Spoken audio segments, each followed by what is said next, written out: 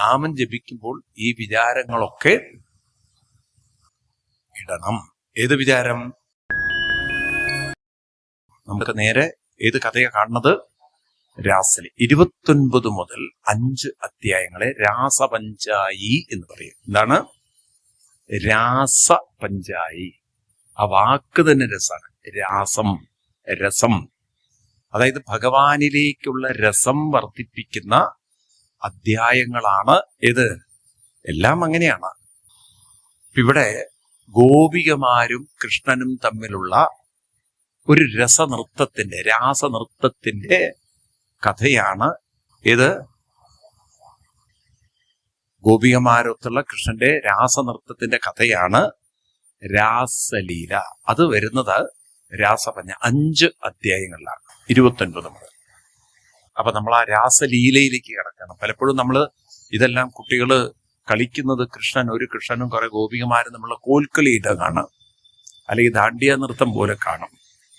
അപ്പോ എന്താണ് രാസലീല? അപ്പൊ കഥ നോക്കാം നമുക്ക്. കൃഷ്ണനുമായി പാവം ഗോപികമാർക്ക് കളിക്കാനൊരു ജീവിതത്തിൽ ഒരു അവസരം കിട്ടുന്നില്ല. കാരണം ഇന്നത്തെ പോലെ അല്ലല്ലോ അന്നത്തെ ജീവിതം. ഇന്നിപ്പോ നമുക്ക് ധാരാളം സമയമുണ്ട്. അന്ന് കാർഷിക ജീവിതമല്ലേ. കാലത്ത് പുലർച്ചയ്ക്ക് എണീക്കണം, പശുക്കൾക്ക് വെള്ളം കൊടുക്കണം, ചാണകം വാരിയെടുക്കണം, വേണ്ടേ, തൊഴുത്ത് വൃത്തിയാക്കണം. മനസ്സിലായില്ലേ? അതും അത്തരം സ്ഥലങ്ങളിലൊക്കെ കത്തിക്കാനുള്ളൊന്നും വിറക് കിട്ടില്ല. അപ്പൊ അവരെന്തെടുത്തിട്ടാ കത്തിക്കുക? ഈ ചാണകവരടി എടുത്തിട്ട് അതൊക്കെ ഇങ്ങനെ പേസ്റ്റ് പോലെയാക്കി ചുമരിലൊക്കെ ഒട്ടിക്കണം. ഈ തരത്തിലൊക്കെ പാവം ആ പണി. അത് കഴിഞ്ഞ് പശുവിനൊക്കെ കറന്ന് അതൊക്കെ കഴിയുമ്പോഴേക്കും ഇവിടെ വീട്ടിലുള്ളവർ എണീക്കും, അവർക്ക് വേണ്ടി ഒരുക്കണം. അപ്പൊ അന്നത്തെ സ്ത്രീകൾക്ക് എടുക്കാൻ മാത്രമുള്ള ജോലി ഉണ്ടാവും. അതിനിടയ്ക്ക് ദൂരെ നിന്ന് വെള്ളം കൊണ്ടുവരണം. ഇന്നിപ്പം മോട്ടർ ഇട്ടാ സ്വിച്ച് ഓൺ ചെയ്യുന്ന വർക്കൊന്നുമില്ലല്ലോ. ദൂരെ നിന്ന് എല്ലാവർക്കും കൂടി ഒരു കിണറൊക്കെ ഉണ്ടാവുള്ളൂ ഗ്രാമങ്ങളിൽ. അന്നത്തെ ഒരു കാലഘട്ടത്തിൽ അതൊക്കെ ഇരുന്നു. ഏതായാലും ഇങ്ങനെയൊക്കെ ഗോപികമാര് രാപ്പകലില്ലാതിരുന്ന് ജീവിതത്തിന്റെ അധ്വാനം കൊണ്ട് നടക്കുമ്പോ അവർക്കൊരു മോഹം അവരുടെ ഉള്ളിലുണ്ട്. എന്താണ്? ഇത്രയും ഞങ്ങളെയൊക്കെ ഉയർത്തിയ കൃഷ്ണനോടൊത്ത് എല്ലാം മറന്നൊന്ന് ആടി രസിക്കണം. കാരണം കൃഷ്ണന്റെ ഉള്ളിൽ സംഗീതമുണ്ട്, കൃഷ്ണന്റെ ഉള്ളിൽ നൃത്തമുണ്ട്. അപ്പൊ കൃഷ്ണനോടൊത്ത് ഒരിക്കൽ എല്ലാം മറന്നൊന്ന് രാസനൃത്തമാടാൻ അവരുടെ ഉള്ളിൽ ഒരു തീവ്ര മോഹം. ഇത് കൃഷ്ണൻ അറിയാം ഉണ്ട് എന്ന്. അപ്പൊ ഇത് മനസ്സിലാക്കിയ കൃഷ്ണൻ ഒരു ദിവസം പൂർണ്ണ നിലാവുള്ള രാത്രിയില് തന്റെ പുല്ലാങ്കുഴലും എടുത്ത് യമുനാ തടത്തിൽ വന്ന് രാത്രി ഏറെക്കുറെ അങ്ങോട്ട് ഒരു സന്ധ്യ കഴിഞ്ഞപ്പം ഒരു 7 മണിക്കാകുമ്പോഴും പുല്ലാങ്കുഴലെടുത്ത് അങ്ങോട്ട് പിടിക്കാൻ തുടങ്ങി. അന്നത്തെ കാലത്തൊക്കെ ആളുകൾ നേരത്തെ ഭക്ഷണമൊക്കെ കഴിക്കും. കാരണം ഇന്നത്തെ പോലെ വെളിച്ചമൊന്നുമില്ലല്ലോ. എന്തെങ്കിലും എണ്ണവിളക്കൊക്കെ അന്ന് കൃഷ്ണന്റെ കാലത്ത് മണ്ണെണ്ണയൊന്നും കണ്ടെത്തിയില്ല. ഉണ്ടോ? കെറോസിനൊക്കെ ഉണ്ടുണ്ടോ? ഉണ്ടാവുമോ? ഇല്ല. കൃഷ്ണന്റെ കാലത്തൊക്കെ എണ്ണയുണ്ട്. തൈലം എന്ന വാക്കൊക്കെ നമുക്ക് കാണാം. അപ്പം എണ്ണവിളക്കൊക്കെ അന്ന് കത്തിക്കുന്നുണ്ടാവും. എന്നാലോചിച്ചു, അന്നത്തെ കാലവും ഇന്നത്തെ കാലവും തമ്മിലൊരു വ്യത്യാസം. തീരെ കറണ്ട് ഇല്ലാത്തൊരു കാലം ആരെങ്കിലും കണ്ടിട്ടുണ്ടോ ഇവിടെ? നമ്മളൊക്കെ എപ്പോഴേക്കും കറണ്ടായി കഴിഞ്ഞു. കണ്ടിട്ടുണ്ടോ? തീരെ കറണ്ട് ഇല്ലാത്ത ഉണ്ടോ? വെറും മണ്ണെണ്ണ വിളക്ക്, മുടവിളക്കോ പാനീസും ഭ്രാന്തലും ഒക്കെ ഉള്ളൊരു കാലം എത്ര പേര് ഒക്കെ കണ്ടിട്ടുണ്ട്? അപ്പൊ അങ്ങനെയുള്ളൊരു കാലഘട്ടത്തിൽ, ആ ഒരു കാലം, ഈ തീരെ ഇലക്ട്രിസിറ്റി ഇല്ലാത്ത ആ ഒരു കാലം, അവരൊക്കെ എങ്ങനെ ജീവിച്ച? അപ്പം ഇവര് വേഗം ഭക്ഷണമൊക്കെ കഴിച്ച് കിടന്നുറങ്ങും. കാരണം അന്നത്തെ കാലം അങ്ങനെയല്ലേ. അപ്പൊ ഒരു 7 മണിയായപ്പം ഭഗവാൻ കൃഷ്ണൻ പുല്ലാങ്കുഴലൊക്കെ എടുത്ത് വിളിക്കാൻ തുടങ്ങി. ഏറ്റവും അങ്ങോട്ട് ഗോപികമാരുടെ മനസ്സിൽ തട്ടിയതും അവര് എല്ലാം മറന്ന് അവരുടെ മനസ്സിൽ കൃഷ്ണാന്തികം കൃഷ്ണാന്തികം. എത്രയും വേഗം ആരുടെ എത്തണം? അവർക്ക് നിയന്ത്രിക്കാൻ പറ്റുന്നില്ല. പിന്നെ അവിടുന്ന് ഒരു ഓട്ടമാണ്. ഇപ്പൊ ചിലവരൊക്കെ ഈ പശുവിനൊക്കെ വെള്ളം കൊടുത്തും, പശുവിനൊക്കെ രാത്രി ഒന്ന് വെള്ളം കൊടുത്ത് അതിനൊക്കെ ഒന്ന് വൃത്തിയാക്കി വെച്ച് എന്നിട്ട് കടന്നുറങ്ങാൻ പോകുന്നവരാ. ആ വെള്ളം കൊടുക്കലൊക്കെ അവിടെ ഇട്ടിട്ട് ഓടി. ചിലവര് കുഞ്ഞിനെയൊക്കെ ഉറക്കാൻ വേണ്ടിയിട്ട് തയ്യാറായത്. അതിനെ അവിടെ ഇട്ടിട്ട് ഓടി. ചിലതൊക്കെ ഒന്ന് കഴിഞ്ഞിട്ട് പണിയൊക്കെ ഒന്ന് കഴിഞ്ഞ് മേല് കഴുകി കുളിക്കുക. അപ്പൊ ഇതിനൊക്കെയുള്ള വെള്ളമൊക്കെ കൊണ്ടുവച്ചിട്ടുണ്ടാവും. ആ കുളി അവിടെ ഇട്ടിട്ട് കിട്ടിയ വസ്ത്രം എടുത്തിട്ട് ഓടി. ഇങ്ങനെ അവരെന്തൊക്കെ ജോലിയാണോ ചെയ്തുകൊണ്ടിരുന്നത് അതെല്ലാം അവിടെ നിർത്തി പകുതി വെച്ച് അവര് കൃഷ്ണാന്തികം ചെയ്യും. എങ്ങോട്ടോടി?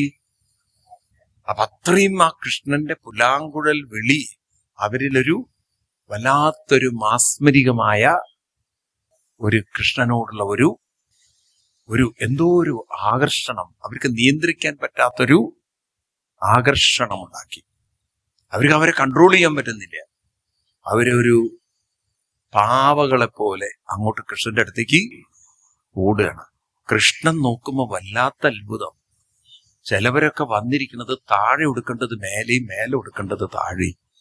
അതായത് ഇവർക്ക് ചില സമയത്ത് ആ കുളിക്കുന്ന പെണ്ണുങ്ങളൊക്കെ അവർക്ക് എന്താ എവിടെ ഉടുത്തത് എന്നുള്ളത് ബോധമൊന്നുമില്ല. അങ്ങനെയൊക്കെ വന്നിരിക്കണവര്. അപ്പൊ കൃഷ്ണൻ ഇവരെ കണ്ടുപിടിച്ചു. ഏയ് ഗോപികമാരെ, എന്താ അവിടെ വല്ല തീപിടുത്തുണ്ടായോ? എന്താ എല്ലാരും കൂടി ഈ രാത്രിയിൽ ഇങ്ങോട്ട് വന്നിരിക്കുന്നത്? കൃഷ്ണൻ എന്തോ ഇവര് അങ്ങോട്ട് വന്നത് എന്തോ ശരിയല്ല എന്നുള്ളൊരു ഭാവത്തിലാണ് ഇവരോട് സംസാരിക്കുന്നത്. എന്നിട്ട് പറഞ്ഞോ, നിക്കൂ, ഈ രാത്രിയിൽ നിങ്ങള് ഇവിടെ വരുന്നത് അത്ര ശരിയല്ല. രാത്രി നിങ്ങളുടെയൊക്കെ ജോലി ഭർത്തൃ ശുശ്രൂഷണം, മക്കളെ നോക്കുക, അവരുടെയൊക്കെ കാര്യങ്ങൾ നോക്കുക, അതൊക്കെയാണ് നിങ്ങൾ ചെയ്യേണ്ടത്. അല്ലാതെ ഇവിടെ വന്ന് എന്റെ അടുത്തേക്ക് വരികയാണോ? എല്ലാരും പ്രതിയാതു പറഞ്ഞാൽ തിരിച്ചു പോയിക്കോളൂ.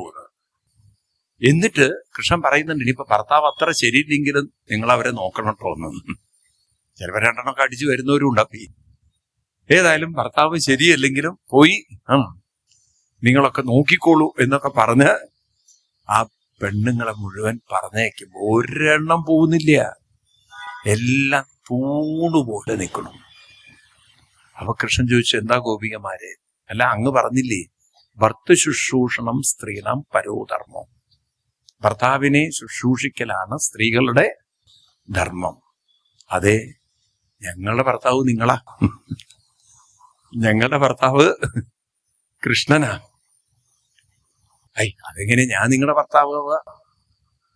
ഞാനെങ്ങനെ നിങ്ങളുടെ ഭർത്താവ്? അപ്പൊ ഭർത്താവ് എന്നുള്ള വാക്കിന്റെ അർത്ഥം പറയാണ്. ഭർത്താവ് ആരാണ്? സവൈപതി എന്നാണ്, അവനാണ് പതി എന്നാണ്. ആരെ അഭയം പ്രാപിച്ചാലാണോ അകുതം ഭയം എന്നാണ്. ഭയം കുതം, എവിടെയാണ് ഭയം ഉണ്ടാവുന്നത്? അപ്പൊ അങ്ങനെയുള്ള ഒരാളാണ് ഞങ്ങളുടെ ഭർത്താവ്. അതായത് ഭർത്താവ് എന്നുള്ളതിന് മറ്റൊരർത്ഥം പതി എന്നാണ്. എന്താണ് പതി? അപ്പോ പതി എന്നതിന് മറ്റൊരർത്ഥം സംസ്കൃതത്തില് അഭയം എന്നൊരർത്ഥം. എന്താണ് പതി? അഭയം. ആരെ അഭയം തേടിയാലാണോ ഇനി വേറൊരാളെയും അഭയം തേടേണ്ടതായി ഇല്ലാത്തത്, അതാണ് പതി എന്ന്. സാധാരണ ഭർത്താവിനെ അഭയം തേടിയാൽ ഭയം പോവോ? ഭയം പോവോ? തൽക്കാലത്തേക്ക് പോവും, പക്ഷെ അല്ലേ ഒരു ധൈര്യമാണ്. പക്ഷെ എല്ലായ്പ്പോഴും ഭയം പോവോ? ഭയം പോവോ? ഇല്ല. വീട്ടിൽ കള്ളം കയറിയപ്പം ഭാര്യയോട് ഭർത്താവ് പറയാണ്, നീ നോക്ക്, ഞാനിവിടെ വാതിലിന്റെ പുറത്ത് നിൽക്കാന്ന്. ഇങ്ങനെയുള്ള ഒരു ഭർത്താവിനെയാണ് ഭർത്താവിനെയാണ് കൊണ്ടു നടക്കുന്നതെങ്കിൽ അവിടെ എവിടെ ഭയം ഉണ്ടാവുക? താനീ പേടി തൊണ്ടന്മാരായ ഭർത്താവും ഇല്ലേ? ഉണ്ടോ ഇല്ലയോ? ഉണ്ടോ? ഉണ്ട്. അവര് ധൈര്യമില്ലാത്ത ഭർത്താവും ഉണ്ട്. അപ്പോ ഇങ്ങനെ കൃഷ്ണനെ ആരായി കാണുന്നവര്? ഭഗവാൻ പറഞ്ഞു, ഗോപികമാരെ, നിങ്ങള് ആള് തിരക്കടില്ല. കാരണം നിങ്ങൾ എന്നെ ആരായി കാണുന്നു? പരമാത്മാവായ ഒരു ഭർത്താവായി കാണുന്നു. അപ്പൊ കൃഷ്ണന് അവരുടെ കൃഷ്ണനിലുള്ള ഭക്തി കൃഷ്ണൻ അറിയാം. പക്ഷെ അതൊരിക്കലും ഒരു ലൗകികമാവരുത്, അതൊരു ആത്മീയമായൊരു ഭക്തിയാവണം. നോക്കൂ, കൃഷ്ണൻ ഗോപികമാരുടെ കൂടെ ഒരു ഗോപികയും കൃഷ്ണനും തമ്മിലുള്ള ഒരു ലൗകിക നൃത്തമല്ല കൃഷ്ണൻ ആടുന്നത്. മനസ്സിലായില്ലേ? അതെപ്പോഴും ഓർക്കണം. കൃഷ്ണന്റെ ലക്ഷ്യം എന്താണ്? ആ ഗോപികമാരെ പൂർണ്ണതയിലെത്തിക്കുക എന്നുള്ളതാണ്. മനസ്സിലായില്ലേ? കൃഷ്ണൻ സ്ഥൂലതലത്തിലല്ല അവരെ നോക്കുന്നത്, കൃഷ്ണൻ സൂക്ഷ്മതലത്തിലാണ്.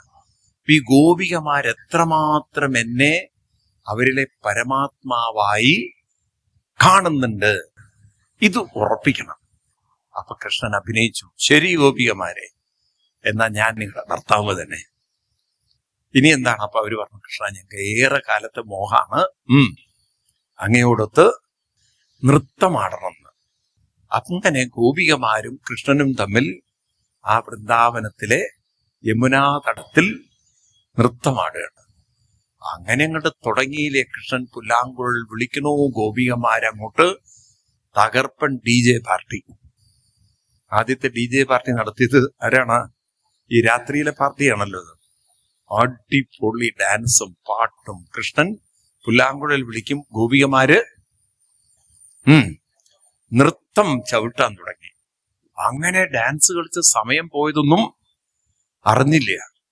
കുറച്ചു കഴിഞ്ഞപ്പോ ഈ ഗോപികമാരുടെ ഇടയിൽ ഉന്തും തള്ളും, രാഷ്ട്രീയക്കാരെ പോലെ. അവർക്ക് ഈ സ്റ്റേജിൽ നേതാക്കന്മാര് വന്നാൽ എന്ത് ചെയ്യും? ചിന്ന ചിന്ന നേതാക്കന്മാരൊക്കെ കൂടെ കിടന്ന് ഉന്തും തള്ളും ഉണ്ടാക്കും. ഇതുപോലെ ഇവിടെ ഒരു ഉന്തും തള്ളും. എന്താ ഒരു ഉന്തും തള്ളും ഒക്കെ? അപ്പൊ മനസ്സിലായി ചിലവർക്കൊക്കെ കൃഷ്ണനിലേക്ക് ഇങ്ങോട്ട് എത്താൻ പറ്റുന്നില്ല. അപ്പൊ കൃഷ്ണന്റെ അടുത്ത് തൂങ്ങി നിൽക്കുന്നവരെ ഒരു തള്ളു, നീ കുറെ നേരമില്ലേ അവിടെ തൂങ്ങി നിൽക്കുന്നു, മാറും കണ്ട്. എനിക്കും അവിടെ കുറച്ചു നേരം കൃഷ്ണനോടൊത്ത് നൃത്തമാടുന്നു. ഇവരിടയിൽ ഇങ്ങനെ ഒരു പോര്, ഒരു മത്സരം. കൃഷ്ണൻ കണ്ടതും കൃഷ്ണൻ അന്തർദതേ ഹരി എന്ത് ചെയ്തു? അവിടെ നിന്ന് അങ്ങോട്ട് മറഞ്ഞു. ഈ പോര് നടക്കട്ടെ എന്ന് വെച്ചു. അങ്ങനെ അവർക്ക് വിഷമായി. കുറച്ചു കഴിഞ്ഞപ്പോഴേക്കും അവർക്ക് ബുദ്ധി വന്നു, അയ്യോ, നമ്മുടെ ഈ പോര് കാരണം ആര് പോയി? കൃഷ്ണൻ പോയി. കൃഷ്ണനെ കാണാനില്ല. ഗോപികമാര് പിന്നെ അവിടുന്ന് ഒരു അന്വേഷണമാണ്. ആ യമുനയുടെ തടത്തിലുള്ള മല്ലികെ, യൂതികെ, പിച്ചകം, തുളസി, കല്യാണി കണ്ടുവോ ഞങ്ങളുടെ കൃഷ്ണനെ, തുളസി കണ്ടുവോ കൃഷ്ണനെ എന്ന് പറഞ്ഞിട്ട് കൃഷ്ണനെ കണ്ടുവോ എന്നുള്ള അന്വേഷണം. എവിടെ കാണുന്നു കൃഷ്ണനെ? കാരണം കൃഷ്ണൻ എങ്ങോട്ടാ പോയതെന്നുള്ളവരാരും കണ്ടില്ല. അത്ര വേഗത്തിൽ കൃഷ്ണൻ മറഞ്ഞു. അപ്പോഴാണ് ഒരു ഗോപിക, അവള് പെരുമ്പാവൂരുകാരിയാവണം. കാരണം എന്താന്ന് വെച്ച് കഴിഞ്ഞാൽ അവൾ അത്ര സൂക്ഷ്മ ബുദ്ധിയുള്ളവളായിരുന്നു. അവള് നേരെ താഴോട്ട് നിലത്തേക്ക് നോക്കിയപ്പം മണൽ ആണല്ലോ. അപ്പൊ കാലടികൾ പോയ ഒരു ലക്ഷണം. അവള് പറഞ്ഞു, കണ്ടു കണ്ടു കണ്ടു കണ്ടു എന്നൊക്കെ പറഞ്ഞു ഉറക്ക് പാളം. എന്ത് കണ്ടു? ദേ കൃഷ്ണൻ ഈ വഴിക്കാ പോയത്, കണ്ടില്ലേ കൃഷ്ണന്റെ കാല്? എല്ലാവരും നോക്കിയപ്പോ കൃഷ്ണൻ മാത്രല്ല പോയത്, ഒരു ഗോപിയേടിയും കൂടി കാലുണ്ട്. അമ്പട കള്ള, ഞങ്ങളിൽ ഒരാളെയും കൊണ്ടാണ് നീ പോയത്. എന്നാ പിന്നെ അവളെ കണ്ടുപിടിച്ചിട്ട് കാര്യം. ഇവർക്ക് അസൂയ വന്നു. അപ്പൊ ഇവര് പറയണം, ഒരു പക്ഷെ ശരിക്കും അവളായിരിക്കും കൃഷ്ണനെ കൂടുതൽ ഇഷ്ടപ്പെട്ടിട്ടുണ്ട, സ്നേഹിച്ചിട്ടുണ്ടാവുക. കൃഷ്ണൻ അതുകൊണ്ടായിരിക്കും അവളെ കൊണ്ടുപോയത് എന്ന്. അങ്ങനെ ആരെ കൊണ്ടുപോയി എന്നാ പറയാ? ഗോപികമാരുടെ ഇടയിൽ ആരെ കൊണ്ടുപോയി എന്നാ പറയുമ്പം രാധ ഭാഗവതത്തിൽ അങ്ങനെ സ്പെസിഫിക് ആയിട്ട് പറയില്ല. ഒരു വാക്കിങ്ങനെ ഉപയോഗിച്ചിട്ടുണ്ട്, അനയാ ആരാധിതോനോനം ഭഗവാൻ ഹരിരീശ്വര എന്നൊരു വാക്കുണ്ട്. ഏതായാലും അവരെ അന്വേഷിച്ച് കുറച്ച് പുറകെ പോകും. കുറച്ചൊരു കാടിന്റെ ഉള്ളിലേക്കാ പോയത്. അവിടുന്ന് ഒരു കരച്ചില്, ആ നാഥ രമണപ്രേഷ്ട ക്വാസി ക്വാസി മഹാഭുജ ദാസ്യാസ്തേ കൃപണായാമേ സഖേ ദർശയ സന്നിധി. കൃഷ്ണ, എന്നെ ഇവിടെ ഇട്ടിട്ട് പോവല്ലേ, കൃഷ്ണ എന്നെ ഉപേക്ഷിച്ചു പോവല്ലേ. അപ്പൊ ഇവർക്ക് സമാധാനായി. കാരണം കൃഷ്ണൻ അവളെയും കാട്ടിലിട്ടിട്ട് പോയിന്ന്. ഇപ്പൊ കൃഷ്ണൻ അവളെ വിട്ടിരിക്കണോ? അപ്പൊ ചെന്ന് നോക്കുമ്പോഴല്ലേ ഇവള് പറയുന്നത്, എന്ത് പറ്റിച്ചാല് കുറച്ചു ദൂരം പോയപ്പം ഇവള് പറഞ്ഞു, കാട്ടിന്റെ ഉള്ളിലുള്ള വഴി എനിക്കറിയില്ല കൃഷ്ണ, അതുകൊണ്ട് ഒരു കാര്യം ചെയ്യൂ, എന്നെ കൃഷ്ണൻ പുറത്തെടുത്ത് കൊണ്ടുപോകുന്നു. അപ്പം ഭഗവാന് മനസ്സിലായി, മറ്റവര് ഇങ്ങനെ താഴെ നിന്നേ ഉന്തിയിട്ടുള്ളൂ, ഇതിപ്പോ തലയ്ക്ക് കയറിയിട്ടാണ് ഇവളുടെ വക ഉന്തല്. ഇവളോട് പറഞ്ഞു, നീ ഒരു കാര്യം ചെയ്യ, ആ പാറപ്പുറം കാണിച്ചു കൊടുത്തിട്ട് പറഞ്ഞു, നീ കേറ്, എന്റെ പുറത്തേക്ക് ചാഞ്ഞോളൂന്ന്.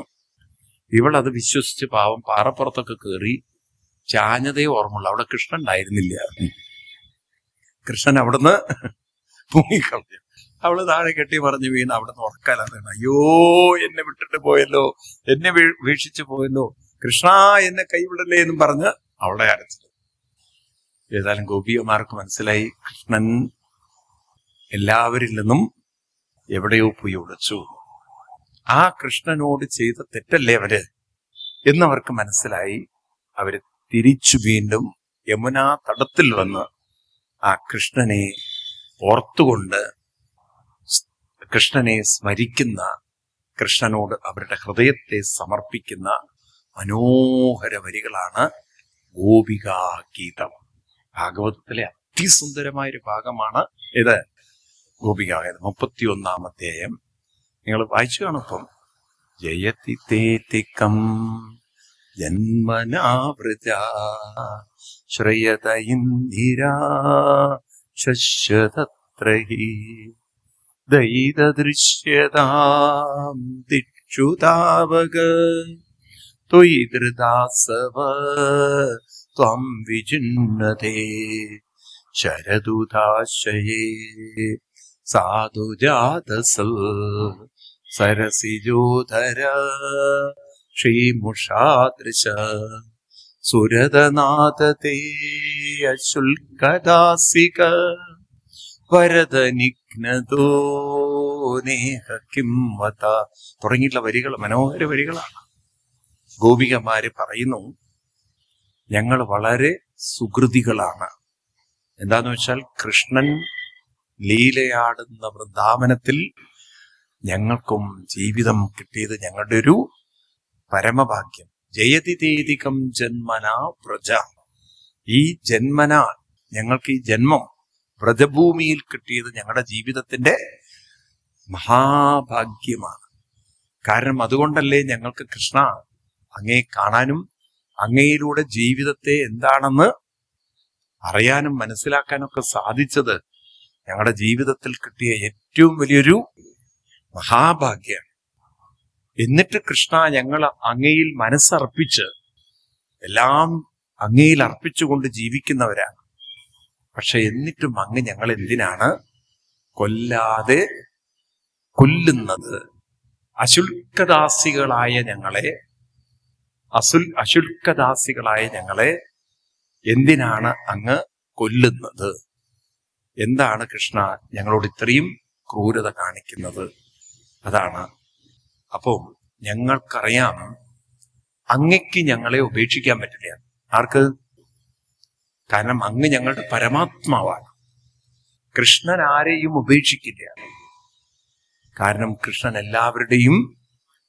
കൃഷ്ണനെ ഗോപികമാരെങ്ങനെയാ കണ്ടത് അത് മനസ്സിലാക്കും. നക്കല്ലു ഗോപികാം നന്ദനോ ഭവാൻ അഖിലദേഹിനാമന്തരാത്മദൃ വികനസാർത്തിതോ വിശ്വഗുപ്തയേ സഗവുദേവാൻ സത്വതം കുലേ വിരജിതാഭയം വിഷ്ണിതുര്യതേ ചരണമീയുഷാം സംസൃതേർഭയാൽ കരസരോരുഹം കാന്തകാമദം ശിരസി ദേഹിന ശ്രീകരഗ്രഹം നകലു ഗോപികാനന്ദനോപവാൻ. ഞങ്ങൾക്കങ്ങ് കേവലം യശോദാദേവിയുടെ നന്ദനല്ല. കൃഷ്ണനെയും ഗോപികമാരെ എവിടെ കാണുന്നത്? അഖിലദേഹിനാം അന്തരാത്മാ. ആരാണ് കൃഷ്ണൻ? ഈ വാക്ക് മറക്കരുത് നിങ്ങൾ. അഖിലദേഹിനാം. ദേഹി എന്ന് പറഞ്ഞാൽ മനസ്സ് എന്നർത്ഥം. ആരാണ് ദേഹി? മനസ്സ്. ആ മനസ്സിന് നേടാനുള്ള അന്തരാത്മാ, പൂർണ്ണബോധമാണ് ആര്? ഭഗവാൻ. ഭഗവാൻ എന്നാൽ പൂർണ്ണബോധം. ആ പൂർണ്ണബോധത്തിന്റെ അംശമായ മനസ്സാണ് ദേഹി. അഖില എന്താണ് ആ വാക്കെന്താണ്? അഖിലദേഹിനാം അന്തരാത്മന നഖലു ഗോപിക നന്ദനോപവാൻ. ചൊല്ലു അത് എല്ലാവരും. നഖലു ഗോപിക നന്ദനോപവാൻ അഖിലദേഹിനാമന്തരാത്മതൃ വിഗനസാർത്തിതോ വിശ്വഗുപ്തയേ സഗവുദേവാൻ സത്വതം കുലേ. എന്താ ഭഗവാനെ, അതുകൊണ്ട് കൈപിടിച്ചുയർത്തേണ്ട അങ്ങ് കൈവിടാൻ പാടൂ.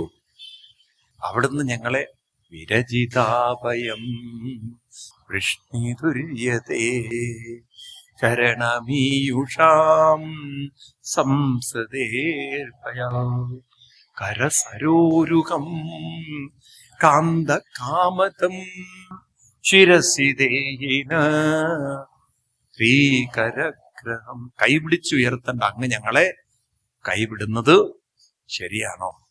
ഞങ്ങൾക്കാണെങ്കിൽ അങ്ങയിലേക്ക് അങ്ങ് വന്ന് ചേരണം. ഞങ്ങളുടെ മനസ്സിങ്ങനെ വെമ്പുകയാണ് അങ്ങയിലേക്ക് എത്തിച്ചേരാനായിട്ട്. എങ്ങനെയാണ് അങ്ങയിലേക്ക് എത്തിച്ചേരേണ്ടത്? ഞങ്ങളുടെ പൂർവികർ പറഞ്ഞു തന്നിട്ടുണ്ട്. എങ്ങനെയാണ്? തവകഥാമൃതം തപ്തജീവനം കവിപിരീഡിതം കൽമഷാപകം ശ്രവണമംഗളം ശ്രീമദാദതം ഭുവി ഗൃണന്തി തേ ഭൂരിധാ ജനാ. എന്താ പറയണത്? കഥാമൃതം കേട്ട് നാമാമൃതം കൊണ്ടു നടന്ന് അങ്ങനെ അങ്ങയുടെ നാമത്തിൽ ലയിച്ച് അങ്ങയിലേക്ക് എത്താൻ പറ്റുമെന്ന് ഞങ്ങൾക്ക് മനസ്സിലായിരിക്കുന്നു. അങ്ങയിലേക്ക് എത്തിച്ചേരാൻ സാധിക്കുമെന്ന് ഞങ്ങൾക്ക് മനസ്സിലായി. അങ്ങയിലേക്ക് എത്തിച്ചേർന്നാലോ? ഞാൻ അവിടെ നിന്ന് ഇവിടെ നിന്നൊക്കെ എടുത്ത് ചൊല്ലുകയാണേ, സമയത്തിന്റെ കുറവുള്ളതുകൊണ്ട്. സുരതവർദ്ധനം ശോകനാശനം സ്വരിതവേണുനാ സുഷ്ടുചുംബിതം ഇതരരാഗ വിസ്മാരണം നൃണാം വിതരവീരന തേതരാമൃതം. എന്താ പറയുന്നത്? സുരതവർദ്ധനം ശോകനാശനം. നാമത്തിലേക്ക് മുഴുകും തോറും സുരതം എന്ന് പറഞ്ഞാൽ ഒരു പരമ ആനന്ദ നിർവൃതിയുടെ അവസ്ഥയാണ്. ശരിക്കും സുരതം എന്നുള്ളത് സ്ത്രീ പുരുഷ ബന്ധത്തിന്റെ തീവ്രമായ ഒരു ഭാവത്തെയാണ് പറയുക. സുരതം എന്ന് പൊതുവെ പറയാം. ഇവിടെ ജീവാത്മാവും പരമാത്മാവും ചേർന്ന് നാമത്തിൽ അത്രയും മുഴുകിച്ചേരുമ്പോൾ ഒരു സ്ത്രീ പുരുഷ ലയം പോലെ തന്നെ നാമവും മനസ്സും ലയിക്കുന്ന അവസ്ഥ. ആ ഒരവസ്ഥയിൽ കിട്ടുന്ന അനുഭവത്തിന്റെ പേരാണ് സുരതവർത്തനം. അപ്പോഴെന്തുണ്ടാവും? ശോകനാശനം. എന്തുണ്ടാവും? എല്ലാവർക്കും വേണം. എന്ത്? മനസ്സിലെ ശോകം നശിപ്പിക്കണം. വേണ്ടേ? വേണോ? അതിനെന്താ വഴി? നാമജപത്തിൽ മുഴുകിച്ചേരണം. അപ്പൊ ഏതു പോവും? ശോകനാശനം. ഇതര രാഗവിസ്മാരണം. അതായത് ലൗകിക സുഖങ്ങളോടുള്ള രാഗത്തിന്റെ തീവ്രത കുറഞ്ഞു വരും. വിധരവീരന തേ അധരാമൃതം. അതാണ് അവിടുത്തെ അധരാമൃതം എന്നൊക്കെയുള്ള വാക്കിന് നാമാമൃതം എന്നർത്ഥെടുക്കണേ. അപ്പൊ ഇതൊരു ലൗകിക ഭാഷയാണ്. അപ്പൊ അവിടുത്തെ നാമാമൃതത്തിന് അങ്ങനൊരു പരമാനന്ദ നിർവൃതി തരാനുള്ളൊരു കഴിവുണ്ട്. അത് ഞങ്ങൾക്കറിയാം കൃഷ്ണ. അതനുഭവിക്കാനാണ് ഞങ്ങൾ ഇങ്ങോട്ട് വന്നത്. പക്ഷെ അങ്ങ് ഞങ്ങളെയൊക്കെ കൈവിട്ടു എന്നാണ്. ഇവിടെ ഒരു വാക്ക് നിങ്ങളൊക്കെ ഓർക്കണം. സ്വരിത വേണുനാ സുഷ്ടു ചുംബിതം.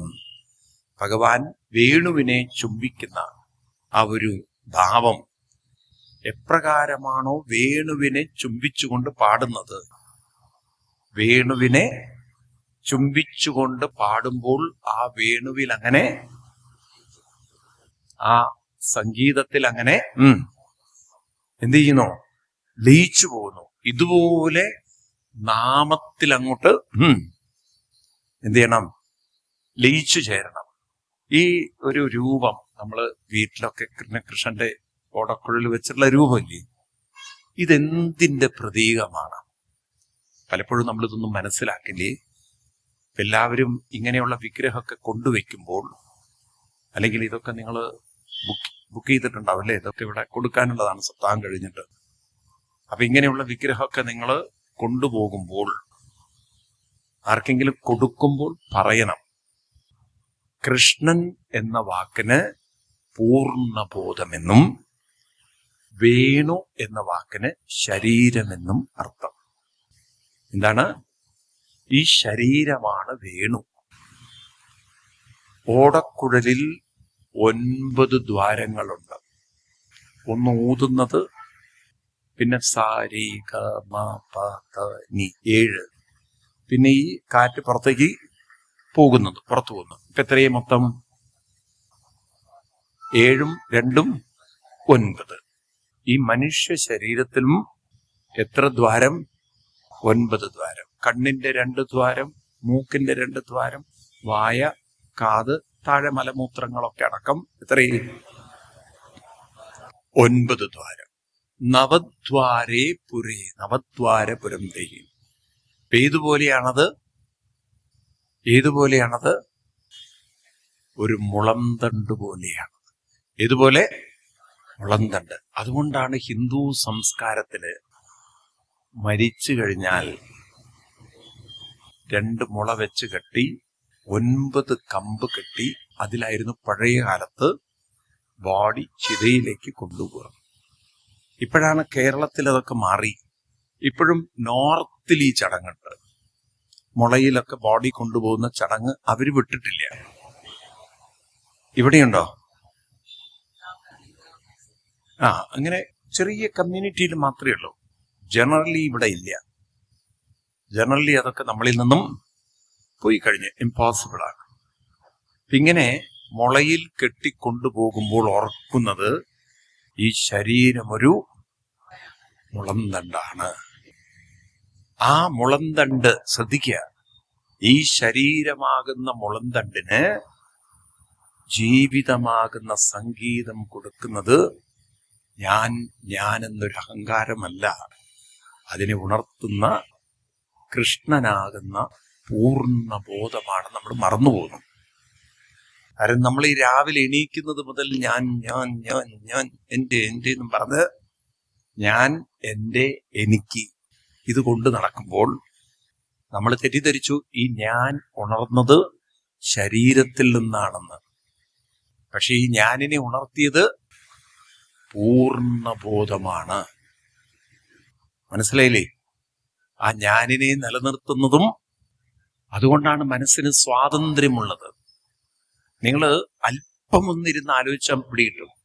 മനസ്സ് ശരീരത്തിൽ ഒതുങ്ങി നിൽക്കുന്നതല്ല. ഈ ശരീരത്തിൽ ഒതുങ്ങി നിൽക്കുന്നതല്ല. അത് പുറത്തേക്ക് പോകുന്നുണ്ട്, പലതും കാണുന്നുണ്ട്. ഉണ്ടോ? മനസ്സിലായില്ല? നിങ്ങൾ ആലോചിക്കുക. ബ്രെയിനിനകത്ത് ഉള്ളതാണ് മനസ്സെങ്കിൽ അത് ബ്രെയിനിനകത്തുനിന്ന് തന്നെ നിൽക്കണം. മനസ്സിലാവുണ്ടല്ലോ? അതൊരു ഓർഗൻസിന്റെ ഉള്ളിൽ നിൽക്കുന്നതല്ല. ഏത്? മനസ്സ്. അതിന് ഒരു ഓർഗനുമായിട്ട് ബന്ധം ഇല്ല. അപ്പൊ മനസ്സ് വ്യാപ്തി ഉള്ളതാണ് മനസ്സ്. ഏത്? ആണോ അല്ലയോ? മനസ്സിന് എന്തുണ്ട്? വ്യാപ്തിയുണ്ട്. അതിന് പ്രത്യേകിച്ച് ഒരു രൂപവും ഇല്ല. ക്ലിയർ ആണോ ഞാൻ പറയുന്നത്? അപ്പൊ അങ്ങനെയുള്ളൊരു മനസ്സ് ശരീരത്തിൽ നിന്നാണോ ഉണർന്നു വരുന്നത്? ആണോ? അപ്പൊ എവിടെ നിന്ന് ഇത് ഉണർന്നു വരുന്നു? അപ്പൊ ഉണർന്നു വരുന്ന മനസ്സിനെ ഉണർത്താൻ ഒരു ശക്തി ഉണ്ടായേ പറ്റൂ. എന്ത് പ്രകടമാവുന്നുണ്ടോ പ്രകടമാകുന്നതിനെ പ്രകടമാക്കാൻ ഒരു ശക്തി ഉണ്ടാവണം. എങ്കിലേ അത് പ്രകടമാവുള്ളൂ. കാരണം ശൂന്യതയിൽ നിന്നൊന്നും ഉണ്ടാവില്ല. അപ്പൊ മനസ്സ് ഉണർന്നു വരുമ്പോൾ ബോധത്തോടു കൂടിയിട്ടാണ് ഉണർന്നു വരുന്നതെങ്കിൽ മനസ്സിലാക്കണം, മനസ്സ് ഏതിൽ നിന്നുണർന്നു? ബോധത്തിൽ നിന്നും ഉണർന്നു. ഇപ്പോൾ നമുക്ക് എന്തും ചിന്തിക്കാനുള്ള സ്വാതന്ത്ര്യം തരുന്നത് ശരീരമല്ല. മനസ്സിനെന്തും ശ്രദ്ധിക്കാനും ചിന്തിക്കാനുമുള്ള സ്വാതന്ത്ര്യം തരുന്നതും ബോധം. അപ്പം മനസ്സിലാക്കണം, സ്വതന്ത്രമായത് പൂർണ്ണമാണ്. ഇനി മനസ്സിലാക്കണം, രാത്രി നമ്മൾ തിരിച്ച് പോകുന്നതും ഏതിലേക്കാണ്? ബോധത്തിലേക്കാണ്. അതെങ്ങനെ മനസ്സിലായി? കാരണം ആ ബോധം ഒരു മനസ്സിനെ ഉറക്കുന്നു, വേറൊരു മനസ്സിനെ ഉണർത്തുന്നു. അതാണ് സ്വപ്നം. ഇപ്പൊ മനസ്സ് ഒരു ഭാഗം ഉറങ്ങി, ബോധമനസ്സുറങ്ങി, ഉപബോധ മനസ്സ് ഉണർത്തുന്നു. അപ്പൊ നമ്മൾ സ്വപ്നം കാണും. അതും ആരാ ചെയ്യുന്നത്? ബോധം തന്നെയാണ്. അതെങ്ങനെ മനസ്സിലായി? ആ സ്വപ്നത്തിൽ നിന്നും ഉണർത്തുന്നതും നമ്മളാണോ? സ്വപ്നത്തിൽ നിന്ന് നമ്മൾ ഉണരുമ്പോൾ ആരാ ഉണർത്തുന്നത്? അതും ബോധമാണ്. അപ്പൊ രാവിലെ ഉണർത്തുന്നതും ആരാണ്? ബോധമാണ്. അപ്പൊ ഒരു പൂർണ്ണ ബോധമാകുന്ന കൃഷ്ണനിലാണ് എൻ്റെ ജീവിതം ഇരിക്കുന്നതെന്ന് ഓർമ്മിപ്പിക്കുന്ന ചിത്രമാണ് പുല്ലാങ്കുഴൽ പിടിച്ചിരിക്കുന്ന മുരളീധര രൂപം. ഈ ബോധം നമുക്കുണ്ടാവണം. ആരാ മുരളീധരൻ? പൂർണ്ണബോധ സ്വരൂപനായ ഭഗവാനിലാണ്, ബോധത്തിലാണ് ഞാനാകുന്ന വ്യക്തിത്വം നിൽക്കുന്നതെന്ന കാര്യം ഓർമ്മിപ്പിക്കുന്ന രൂപമാണ് ഏത്? മുരളീധര രൂപം. അപ്പൊ ഇതൊക്കെ വീട്ടിൽ വെക്കുമ്പം ആ ഓർമ്മയിൽ വേണം. ആ കൃഷ്ണനെ ഇരുന്ന് രാവിലെ ധ്യാനിക്കുമ്പം ആ പുല്ലാങ്കുഴലെടുത്ത് പിടിക്കുന്ന കൃഷ്ണനെ നോക്കിയിട്ട് രാവിലെ തന്നെ ധ്യാനിക്കുന്ന സമയത്ത് എന്താ ഓർക്കേണ്ടത്? എന്താ ഓർക്കേണ്ടത്? മറന്നും പോയി. പൂർണ്ണബോധത്തിന്റെ ഒരംശമാണ് എൻ്റെ മനസ്സ്. അതിൽ നിൽക്കുന്നതാണ് ഈ ശരീരം. മനസ്സിലായില്ലേ? പൂർണ്ണബോധത്തിന്റെ അംശം മനസ്സ്. പറയുന്നത് ശ്രദ്ധിക്കണം. പൂർണ്ണബോധത്തിൽ നിന്നും പ്രകടമായതാണ് മനസ്സ്. മനോബുദ്ധിചിത്തം അഹങ്കാരം. അത് പ്രവർത്തിക്കുന്നത് പ്രാണനും. പ്രാണനും മനസ്സിനും പ്രവർത്തിക്കാനുള്ളതാണ് ശരീരം. മനസ്സിലാവുണ്ടോ? പ്രാണനും മനസ്സിനൊക്കെ പ്രവർത്തിക്കാനുള്ള ഒരു ഉപകരണം മാത്രമാണ് ശരീരം. ഈ ബോധം നമ്മൾ ഉറപ്പിച്ചു വെച്ചിട്ടിരുന്ന് നാമജപത്തിലൂടെ ആരിലേക്ക് ഉയർത്തുക? ആരിലേക്ക് ഉയർത്തണം? ഭഗവാനിലേക്ക് ഉയർത്തണം. ഇതൊക്കെ ഓർമ്മപ്പെടുത്താനാണ് നമ്മളിരുന്ന് ധ്യാനിക്കുന്നത്. ഇപ്രകാരം പറഞ്ഞു. അതിനാണ് ഞങ്ങള് എല്ലാം വിട്ട് ആരിലേക്ക് എത്തിയത്? ഇതൊക്കെ ഓർത്തുകൊണ്ടാണ് ആരിലേക്ക് എത്തിയത്? കൃഷ്ണനിലേക്ക്. ഞങ്ങൾ എന്ത് ചെയ്തു?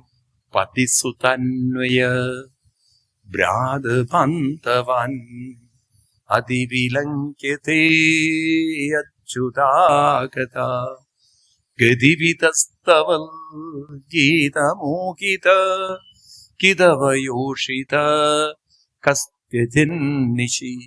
ഞങ്ങളെല്ലാം ഉപേക്ഷിച്ച് അങ്ങയിലേക്ക് വന്നിരിക്കുന്നു എന്ന് പറഞ്ഞാൽ എന്താ അർത്ഥം? ഭഗവാനെ സ്മരിക്കുമ്പോൾ, നാമം ജപിക്കുമ്പോൾ ഈ വിചാരങ്ങളൊക്കെ ഇടണം. ഏത് വിചാരം? വീട്, കുടുംബം, ഭാര്യ, മക്കള്, പറമ്പ്, ഇതൊക്കെ എന്ത് ചെയ്യണം? വിട്ടിട്ട് വരണം എന്നല്ല പറഞ്ഞത്. എവിടുന്ന് വിടണം? അമ്പലത്തിലേക്ക് കയറുമ്പോ ചെരുപ്പ് ഊരി വെക്കുമ്പോ തന്നെ ഏത് വിടണം? ചെരുപ്പ് വിടണമെന്നാ? ചെരുപ്പ് വിടണമെന്നാണോ? അമ്പലത്തിലേക്ക് പോകുമ്പോ ചെരുപ്പൂരി അകത്ത് കയറുമ്പം എന്ത് വിടണം? എല്ലാ കുടുംബ ചിന്തകളും വിടണം. ഏത് മാത്രമേ പാടുള്ളൂ? ഒരു നാമജപം മാത്രമേ പാടുള്ളൂ. അതാണ് പതിസുധാന്വയ ഭ്രാതബാന്ധവാൻ. ഇതൊക്കെ വിട്ടിട്ട് അച്യുത ആഗത. മനസ്സെങ്ങോട്ടാഗതം? അച്യുതനിലേക്ക്. ഇത് സാധിക്കുവോ? ഇത് സാധിക്കുവോ? എന്താ മിണ്ടാത്തത് നിങ്ങള്? സാധിക്കുവോ? എളുപ്പാണോ? എളുപ്പാണോ? എളുപ്പമല്ല. ഗോപികമാർക്ക് ഇതൊക്കെ മനസ്സിലായി. എന്നിട്ട് ഞങ്ങളെ കൈവിടുന്നത് ശരിയാണോ കൃഷ്ണ? ഇത് പറഞ്ഞതും ഗോപികമാരുടെ മുന്നിൽ ആരെത്തി? കൃഷ്ണൻ. അപ്പൊ ഗോപികമാര് കൃഷ്ണനെ വളഞ്ഞ് എല്ലാവരും കൂടി അതിൻ്റെ ഇടയിൽ താമ്പൂലം കൊടുക്കണോ, ഒരുത്തി അത് താമ്പൂലം പിടിച്ചു വാങ്ങണോ, അവൾ വേറൊരുത്തി പുതിയ താമ്പൂലം കൊടുക്കണോ, ഇങ്ങനെയൊക്കെ കൃഷ്ണനെ അങ്ങോട്ട് പരിചരിക്കാൻ തുടങ്ങി. അപ്പൊ ഒരു ഗോപിക ചോദിക്കുകയാണ്, ഞങ്ങൾ ഇത്രയൊക്കെ സ്നേഹിച്ചിട്ട് അങ്ങേ ഇങ്ങനെ ഞങ്ങൾ ഇഷ്ടപ്പെട്ടത് ഞങ്ങളെങ്ങനെ കൈവിട്ടു പോയത് ശരിയാണോ? അപ്പൊ അതിന് കൃഷ്ണൻ പറഞ്ഞ ഉത്തരം എന്താ അറിയോ? ഗോപികമാരെ, സത്യത്തിൽ ഞാൻ ആരെയും വിട്ടുപോയിട്ടില്ല. പക്ഷേ നിങ്ങളിലെ സ്വാർത്ഥത എന്നെ അങ്ങോട്ട് മറക്കുന്നു. അപ്പൊ ഞാൻ നിങ്ങളിൽ നിന്നും അകലെയാണ് എന്ന് നിങ്ങൾക്ക് തോന്നുന്നു. വാസ്തവത്തിൽ ഞാൻ അങ്ങല്ല നിങ്ങളെ വിട്ടത്, നിങ്ങളാണ്. മനസ്സിലായില്ല? അപ്പൊ അങ്ങനെയല്ലല്ലോ സംഭവിച്ചത്. മനസ്സുകൊണ്ട് നിങ്ങൾ എന്നെ വിട്ടാൽ ഞാൻ നിങ്ങളിൽ നിന്നും അകന്നു പോകും.